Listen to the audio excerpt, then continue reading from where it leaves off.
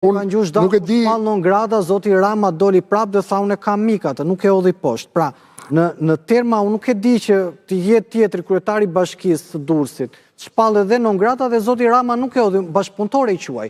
Nuk e quaj një kryetar bashkisë. Nuk po them, po thuaj, mos thuaj të gjithë bashkëpunëtorët. Mos thuaj, se di çfarë do thotë gjithë bashkëpunëtorët. Po bashkëpunëtor politik. E di çfarë do thotë. Gjithë bashkëpunëtorët. Po më krijon diversion, të lutem. Po s'është diversion, po them, po thjesht të dëgjoj, ta respektojmë njëri tjetrin.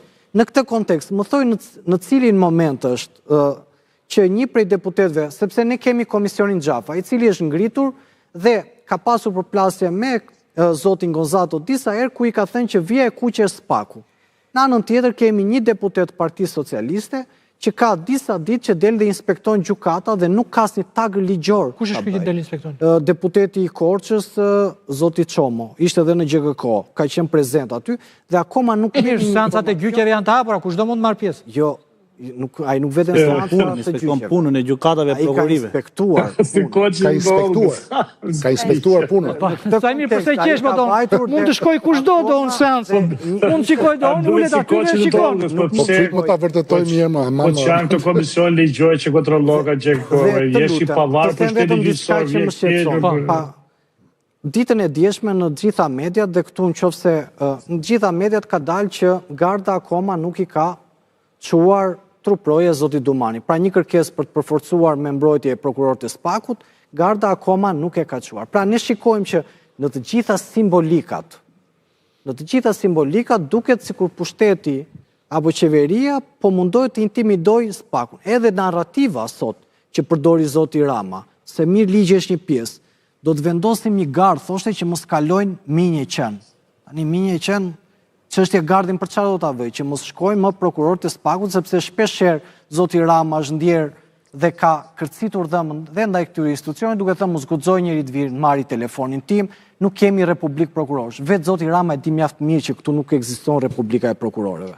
Pra, në Shqipëri 50 vite kemi jetuar në një shtet ligjor. Si don pezullon zëvendës kryeministrin, numrin 2 të qeverisë. Tani s'ka ndodhur ndonjëherë në Shqipëri.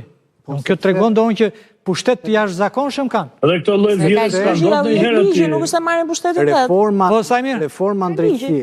Edhe këto lloj vjedhje s'ka ndodhur ndonjëherë. Qartë. Shkurtimisht, reforma këto lloj që akuzojnë vallai si kishim gjurë në erdhim sot.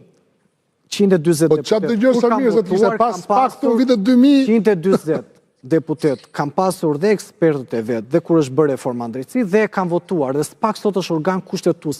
E dini mjaft mirë çfarë do ndodhë. Thjesht tani zoti Rama kërkon t'i japi narrativa apo do t'i japi ngjyra politike drejtësisë sepse në narrativën e vet thot po kërkohet të rrëzohet apo të krijohet një puç brenda mandateve që ne kemi marrë. Pra, mandatet janë për të qeverisur, nuk janë për të vjedhur. Dhe vetë zoti Rama si mjeshtri i artikulimit kërkon të krijojë diversion në opinionin publik, sikur po bëhet padrejtësi. Në fakt nuk po i bëhet asnjë padrejtësi. Thjesht po zbatohet ligji. Këtë duhet të kuptojnë një. Okej. Tani, ka diçka shkurt se do kalojmë publicitet. Ermal, nuk të ndërpreva dhe do bëra 2-3 ndërhyrje sepse është e rëndë ti thuash një përfaqësuesi majorancës që të gjithë bashkëpunëtorët e Ramës janë burg. Ka një diferencë, mund të thuash po ka pas bashkëpunëtor tuaj. Por është dhe po them që pse duhet jemi të kujdesshëm për ato që na dëgjojnë, për njëri tjetrin, teksa